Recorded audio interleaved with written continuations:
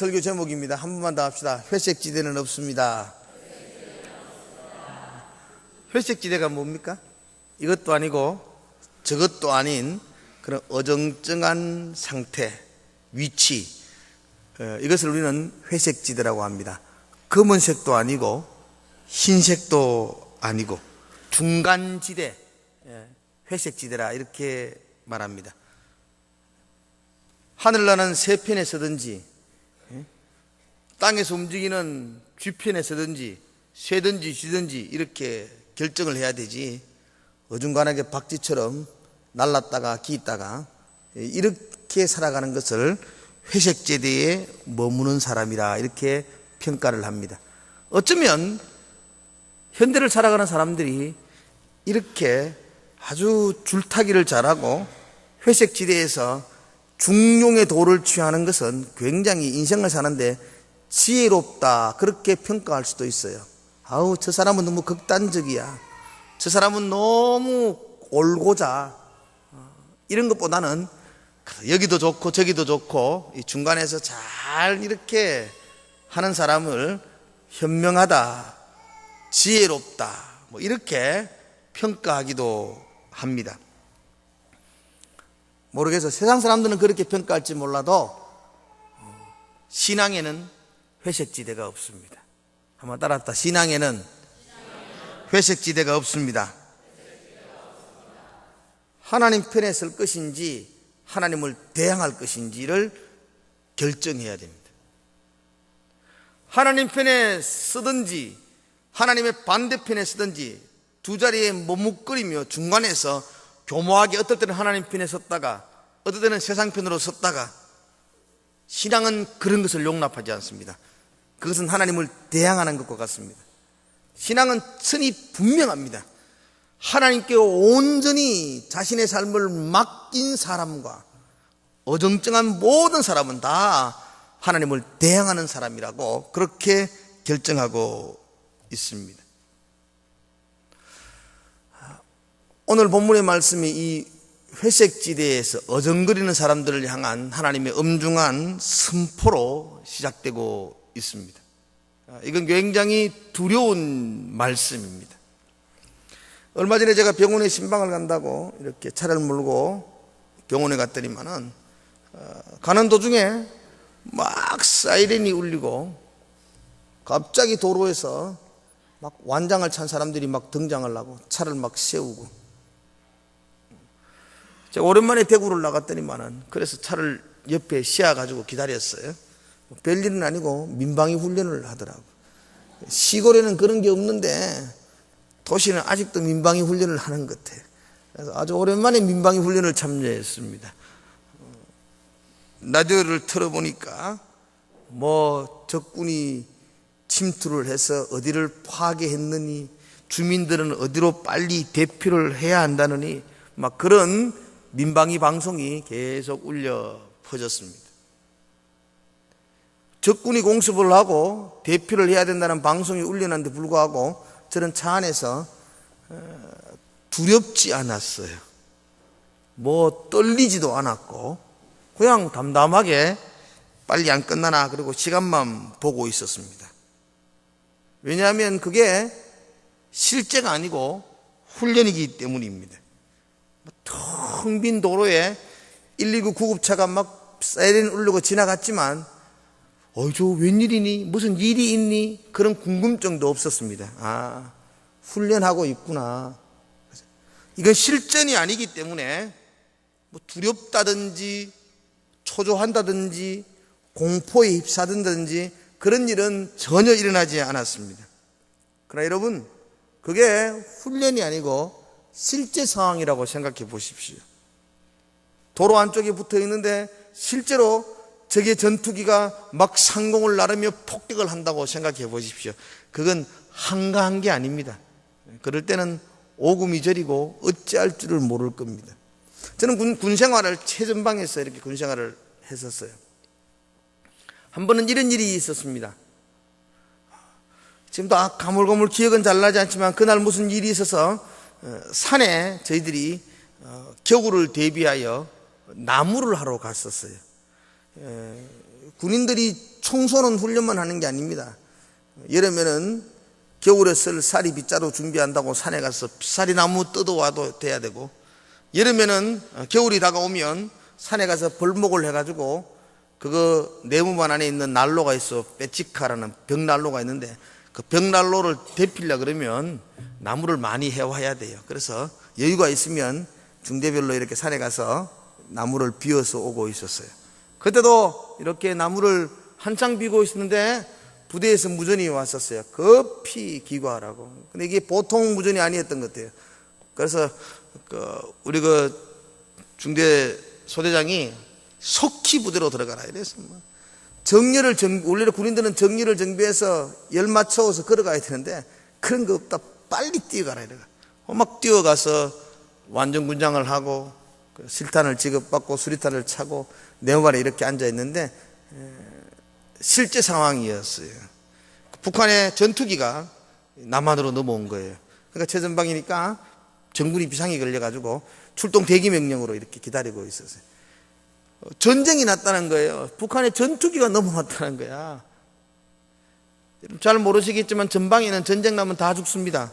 도망갈 데도 없고 싸움도 변변찮게 못하고 얼마를 버티느냐가 문제지 이기느냐는 문제가 아니에요. 우리는 가서 얼마를 버텨주면 후방에서 정비해서 올라오도록 버텨주는 건데, 그래서 네모반 안에 이렇게 대기 발령을 받고 이렇게 앉아 있는데요, 총을 다 들고 이렇게 앉아 있으니까 아무도 얘기하는 사람이 없었어요.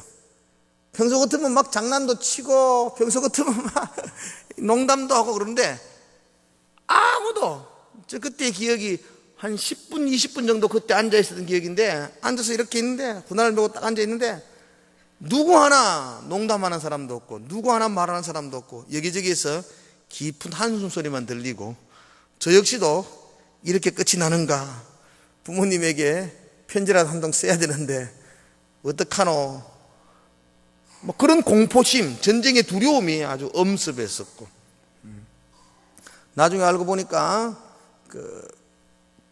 북한의 조종사가 남한으로 전투기를 몰고 귀순을 한 것이었어요. 그래서 중대장이 들어와서 상황 해제되었다고, 이게 전쟁이 아니고 귀순이었다고. 상황 해제라는 말을 들으니까 여기저기에서 큰 한숨이 나고요, 아 죽을 뻔했네 그러면서 그런 농담이 나고, 그때부터 풀렸어요. 별일 아니었어요. 그냥 공습이 한번 떨어지고 실제 상황이라고 한번 말을 듣고 그냥 네모반에 앉아 있는데 그렇게 두려웠어요. 전쟁은 여러분 만만한 이야기가 아니에요.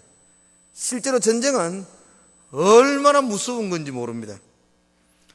미국과 이라크가 전쟁을 한다, 아프가니스탄에서 전쟁이 일어났다, 요즘 내전이 일어나고 막 싸움이 붙었다, 별로 안 두렵습니다. 왜냐하면 그 나무 이야기거든요. 내 이야기 아니에요. 내가 뭐 거기 가서 총알 맞는 것도 아니고 그냥 뉴스를 보면서 아이고 어떡하노 안타깝다 이 정도로 끝납니다. 그런데 북한군이 밀려왔다 이러면 우리 이야기입니다. 우리 이야기. 그러면 그건 우리에게 심각한 것입니다. 생각만 해도 두려운 이야기입니다. 9절의 말씀을 보십시오. 이렇게 됩니다. 너희는 모든 민족에게 이렇게 널리 선포할지어다. 하나님이 선자 요엘을 통해서 하는 이야기입니다. 모든 민족에게 선포해라. 뭐라고 선포하라 그러죠? 너희는 전쟁을 준비하고 용사를 격려하고 병사로 다 가까이 나와서 올라오게 할지어다. 전쟁을 준비해서 병사들을 모아서 전쟁터로 올라오라는 이야기입니다. 이게 선전포고입니다. 너희는 전쟁을 준비해서 올라오라. 모든 군사를 총동원해서 전쟁을 한판 해야 된다. 모여라. 그렇게 말하고 있습니다. 10절의 말씀을 볼까요? 너희는 보습을 쳐서 칼을 만들지어라. 보습이란 말은 삽을 말해요. 삽. 농기구. 너는 집에 있는 농기구를 대장간에 가서 녹여서 그것으로 칼을 만들고 창을 만들라고 말합니다. 보습을 쳐서 낫을 만들고, 보습을 쳐서 칼을 만들고 낫을 쳐서 창을 만들어라. 약한 자도 없다, 어린 자도 없다. 다 강하다고 격려해서 전쟁터로 다 오라고 말하고 있습니다. 이제 엄청난 선전포고가 땅에 선포된 것입니다. 전쟁이 일어날 것이니까 집에 있는 모든 삽과 낫을 가지고 와서 칼과 창과 방패를 만들어서 전쟁을 준비하라는 것입니다.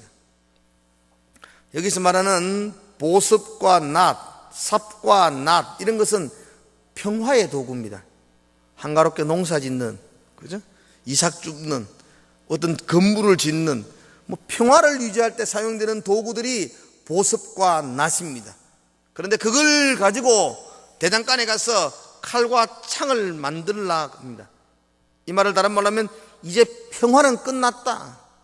이제 안전은 없다. 한가롭게 농사 짓고 그럴 처지가 아니다. 이제는 너희들이 다 전쟁을 준비해라. 집에 있는 모든 것들을 칼을 만들어라.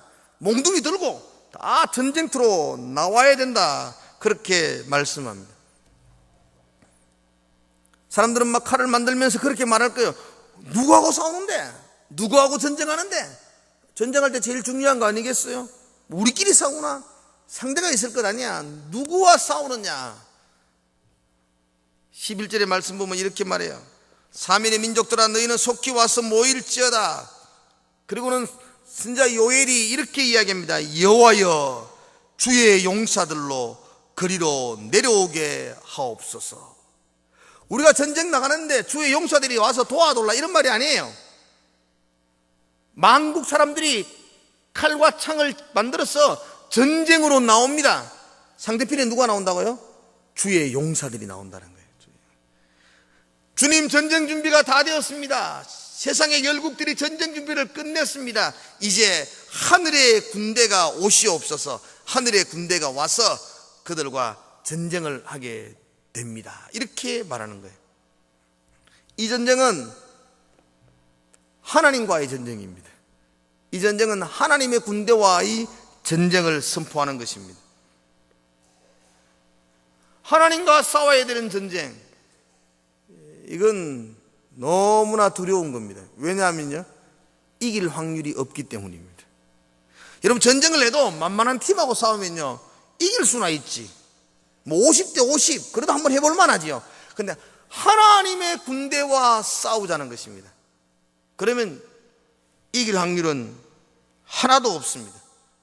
누가 와도, 뛰어난 군대가 와도, 아무리 뛰어난 용감한 장수가 와도 이 전쟁은 승산이 없습니다. 세계를 정복했던 나폴레옹이 와도 안 되고요, 징기스칸이 와도 안 되고, 누가 와도 이 전쟁은 이길 수 없습니다. 왜냐하면 상대편이 하나님의 용사들이기 때문입니다. 그래서 이 전쟁은 단순한 전쟁이 아닙니다. 이 전쟁은 심판입니다. 전쟁을 이용한 심판입니다. 너희들은 다 모여라. 다 모여가지고 심판을 받아야 된다. 전쟁을 통해서 너는 엄중한 철저한 심판을 받게 된다라는 선언입니다. 12절의 말씀을 볼까요? 12절. 민족들은 일어나서 여호사밧 골짜기로 올라올지어다. 그들이 모인 장소가 어디라고요? 여호사밧 골짜기. 자, 지난 시간에 여호사밧 골짜기 이야기했습니다. 기억나십니까? 여호사밧 골짜기는 심판의 골짜기였습니다. 철저한 심판을 암시하는 골짜기였습니다. 너희들이 낫과 삽을 뭉개가지고 칼과 창을 만들어서 전쟁을 준비하러 온나? 모두가 모여서 오라. 어디로 오라고요? 여호사밧 골짜기에. 상대편에는 누가 서 있다고요? 하나님의 군사들이 서 있습니다. 그들은 그곳에서 철저하게 심판을 받게 된다는 것을 성경은 지금 암시하고 있습니다. 하나님께서 여호사밧 골짜기에서 그들을 철저하게 심판하겠다고 말씀합니다. 그런데 왜 그들이 심판을 받느냐? 자, 지난 시간에 두 가지 이야기했습니다. 세상의 열국들이 여호사밧 골짜기에서 하나님께 심판을 받아야 되는 두 가지 이유가 있었어요. 첫 번째 이유는 뭐였죠? 지난주 거 다시 할까요? 괜히 새거 준비했네. 흥그경 하면 되는데. 첫 번째는 그들이 악하게 쓰임을 받았기 때문이었어요. 두 번째는요, 해도 너무했어요. 긍휼 없이 그들은 대했어요. 인정사정 볼 것 없이 살았어요. 그래서 악하게 쓰임받았고 긍휼 없이 쓰임받았기 때문에, 긍휼 없는 삶을 살았기 때문에 그들은 여호사밧 골짜기에 심판을 받는다고 그랬습니다. 오늘 세 번째 이야기하는 거예요. 내가 너희를 심판하는 이유가 있다. 물론 너희들이 악하게 쓰임을 받았고, 물론 너희들이 이웃을 대할 때에 긍휼로 대하지 않았기 때문에 심판을 받는다. 그러나 그보다 더 큰 정말 중요한 한 가지가 있다. 13절의 말씀이에요. 같이 한번 읽어볼까요? 13절. 자, 보십시오.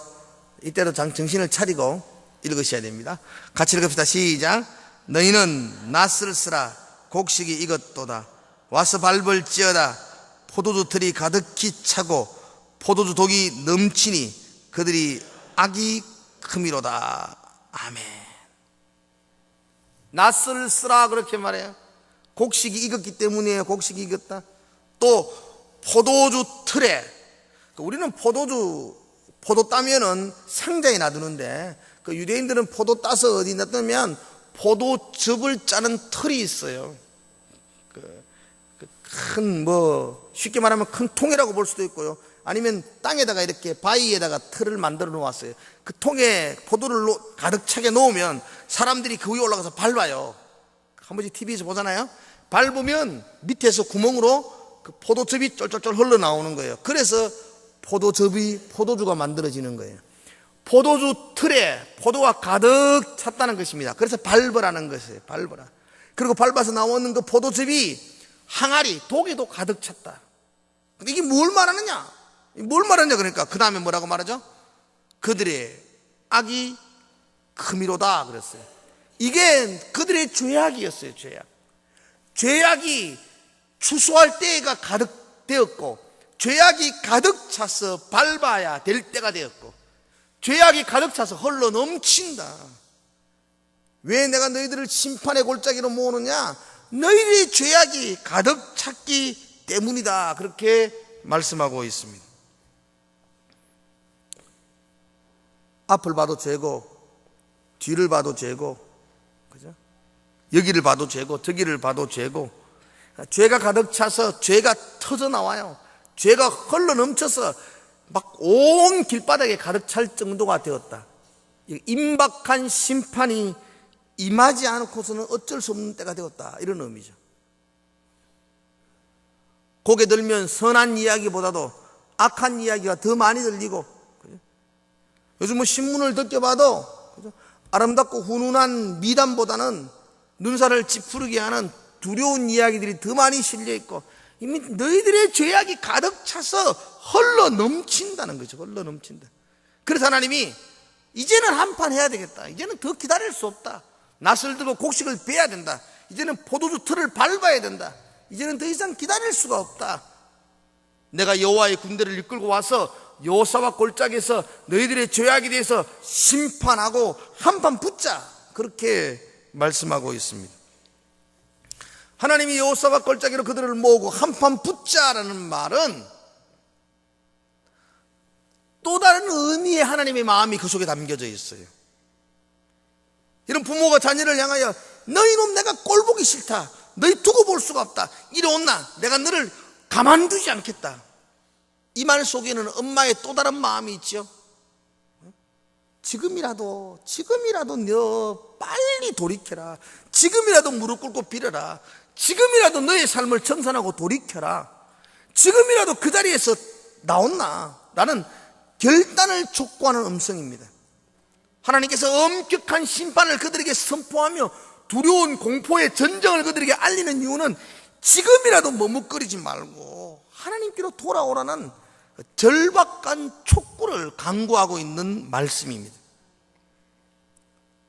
낫을 곡식이 되어라. 그래서 포도주 틀에 가득 찼다. 이건 더 이상 기다릴 수 없다. 더 이상 머뭇거릴 수 없다. 지금이라도 결단하고 하나님 편에 와야 된다는 그런 말씀입니다. 여러분, 신앙에는 회색지대가 없다 그랬습니다. 신앙에는 중간지대에 머물면 안 돼요.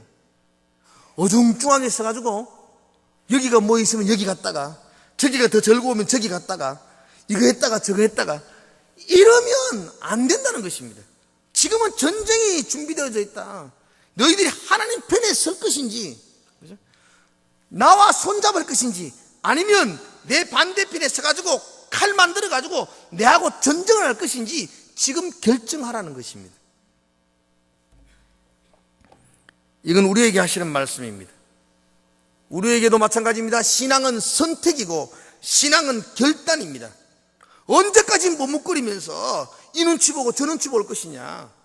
이제 전쟁이 임박했다. 여호사밧의 심판이 코앞에 다가왔다. 네가 지금 하나님 편에 설 것인지 아니면 하나님을 대항하여 칼을 들 것인지 결정해라. 그렇게 촉구하고 있습니다.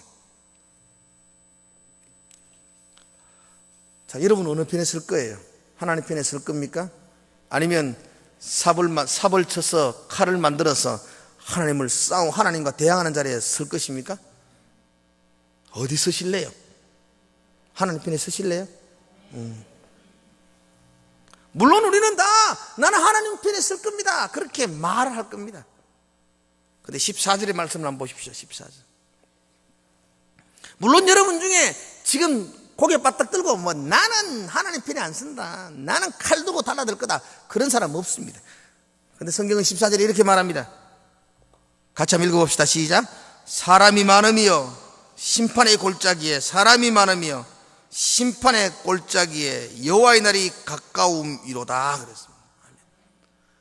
하나님의 심판은 점점 가까워 왔는데 여전히 여호사밧 골짜기에서 심판받을 자리에서 회색지대에서 머뭇거리는 자리에서 많은 사람이 앉아있다는 것입니다. 아직도 결단하지 못하고 아직도 결단하지 못하면서 그 자리에 머뭇거리는 사람이 많다라고 말하고 있습니다. 예수님은 누가복음 18장에서 이렇게 말하죠. 인자가 올 때에 세상에서 믿음을 보겠느냐 그랬습니다.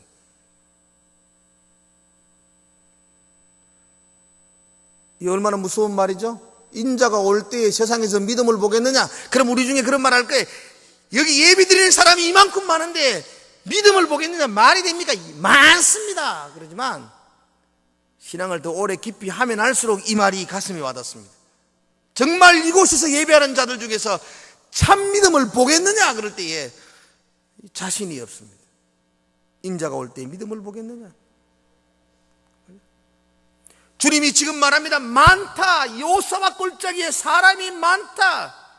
심판의 날은 가까워오는데 아직도 머뭇거리며 회색지대에 머물러 있는 사람이 너무나 많다라고 말씀합니다.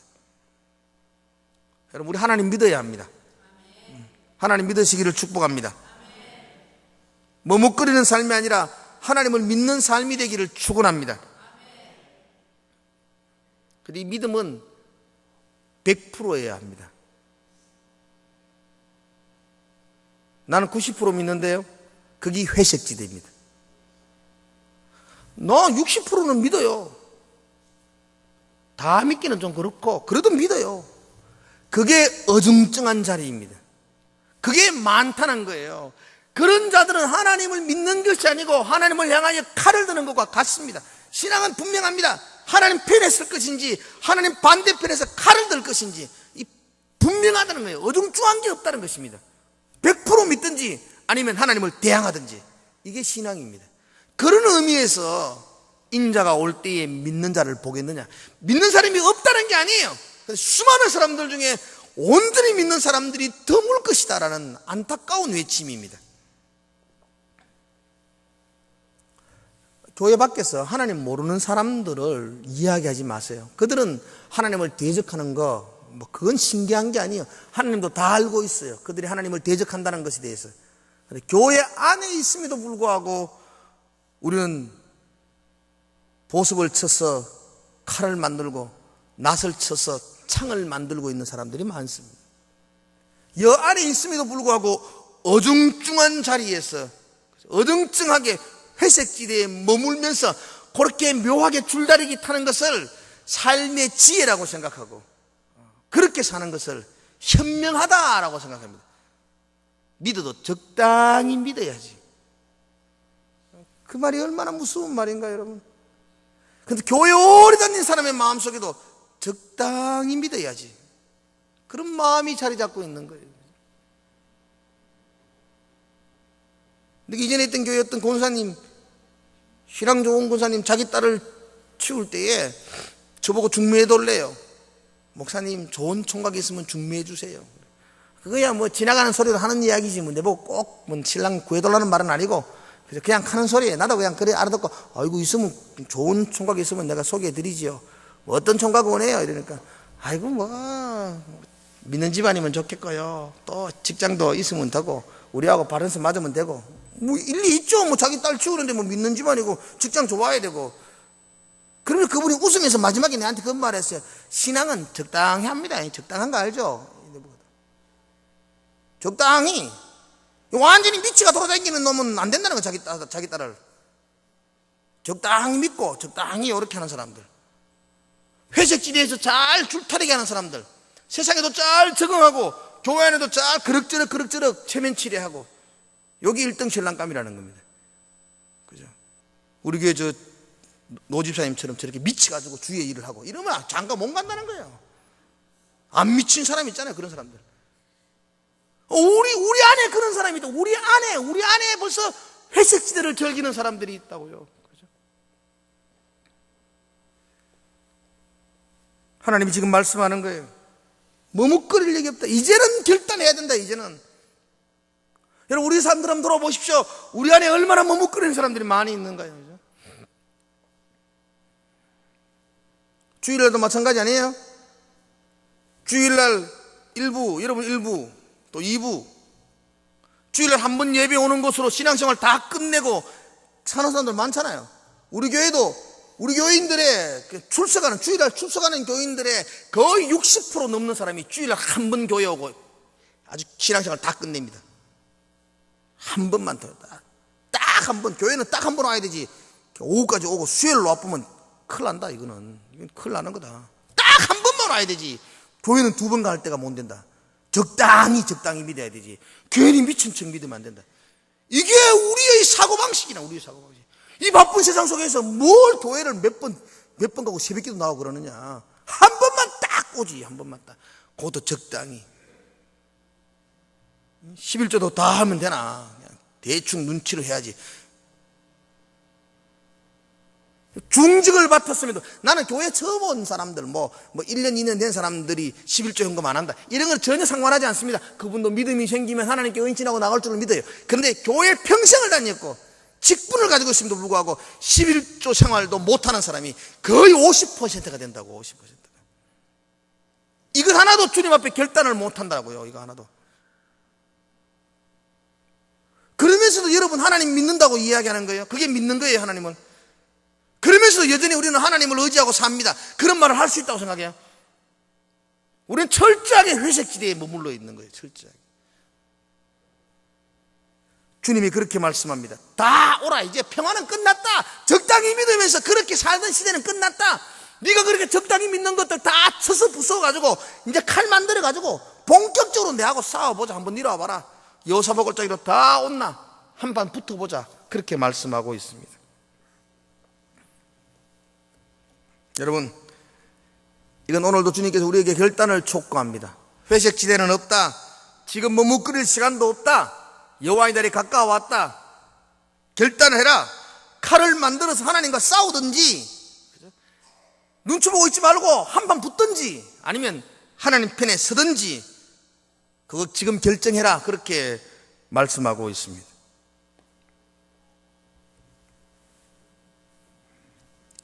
하나님과 싸우면 어떻게 될까요? 하나님과 싸우면 결과를 이야기합니다. 그러면서 성경은 여호사밧 골짜기로 내려와서 나하고 전쟁할 때에는 이런 결과가 주어진다. 15절에 한번 볼까요? 15절 같이 한번 보겠습니다. 시작. 해와 달이 캄캄하며 별들이 그 빛을 거두도다. 이건 그냥 사람이 얼마나 죽었느냐 살았냐 이런 말이 아니에요. 해와 달과 별들이 캄캄해졌다는 것입니다. 해는 원래 깜깜하지 않습니다. 해는 밝아요. 별들은 빛나는 거예요. 그런데 하나님이 여호사밧 골짜기의 심판으로 임할 때에 그때의 상황은 깜깜합니다. 아무런 소망이 없습니다. 조그마한 희망의 빛도 찾아볼 수가 없습니다.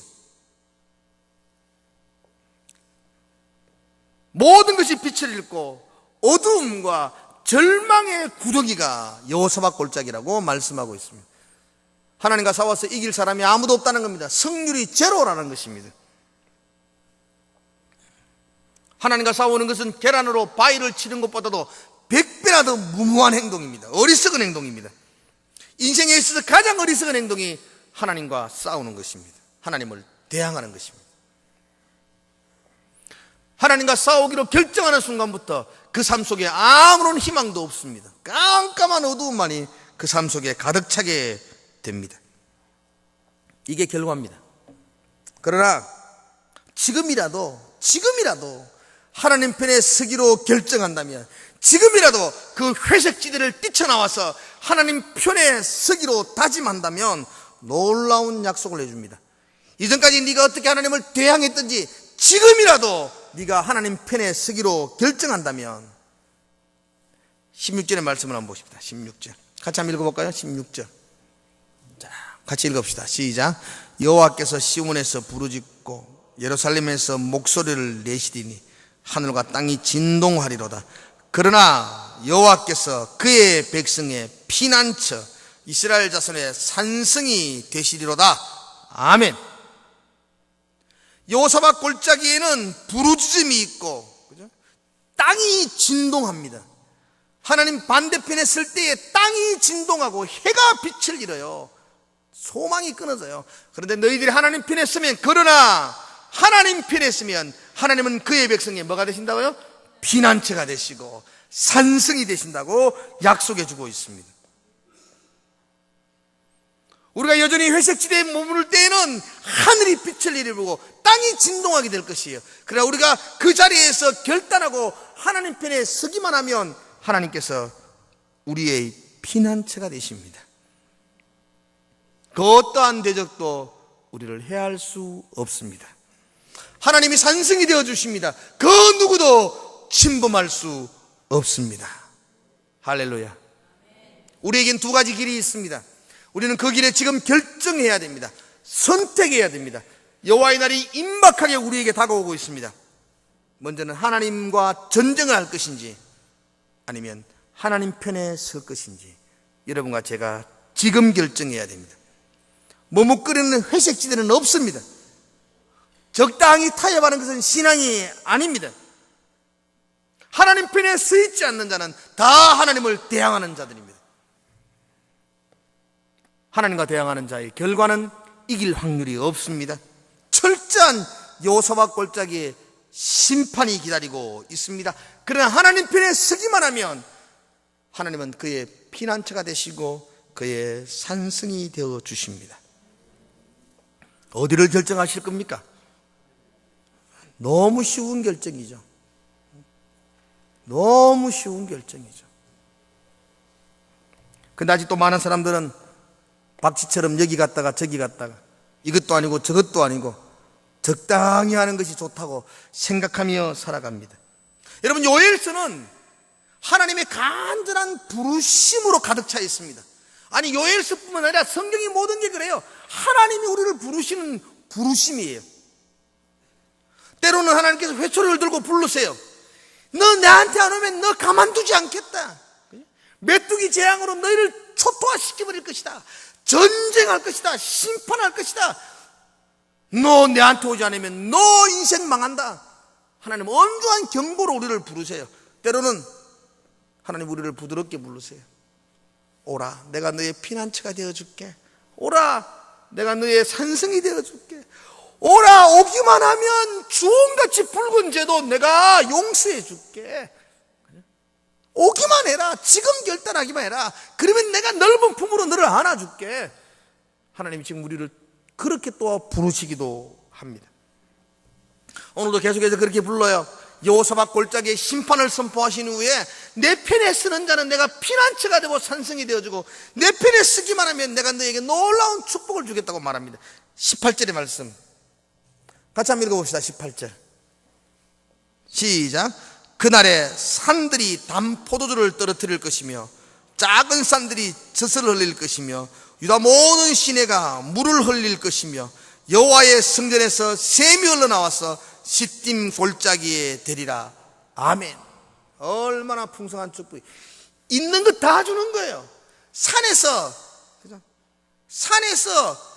포도주가 떨어진다는 거예요. 막 포도가 너무 많이 열리가 막 산에서 떨어져. 포도주는 기쁨이에요, 기쁨.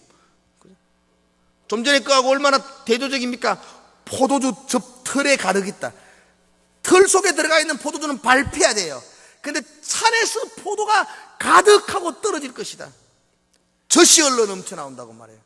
그리고 시내가 흘러 넘쳐요. 우리는 뭐 또랑이 흘러 넘친다는 건 여사로운 이야기지만 그쪽에서는 물이 그렇게 넘쳐난다는 것은 놀라운 축복이에요. 놀라운 축복. 성전에서 샘이 흘러나와요. 샘이 흘러. 그래도 어디를 적신다고요? 시딤 골짜기예요. 시딤 골짜기가 어디냐? 요사박 골짜기와 반대되는 곳이에요. 반대되는 곳은 아니죠. 같은 의미의 곳이죠. 시딤이란 말은 가시나무예요. 가시나무.